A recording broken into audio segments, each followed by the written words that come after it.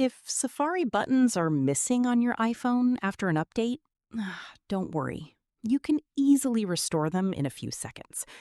This usually happens when Safari switches to the compact tab layout, which removes the traditional navigation buttons from the bottom. To fix this, open the Settings app and scroll down. Then tap on Safari. Inside Safari settings, scroll down and find the Tab section.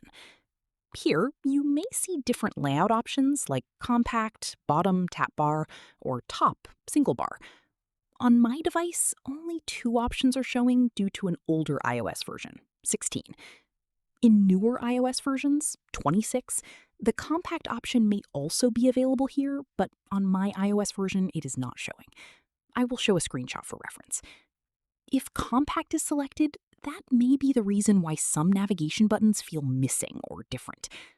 Simply switch it to bottom or tap bar if you want the classic Safari layout with buttons at the bottom of the screen, or choose top or single tab if you prefer the address bar at the top.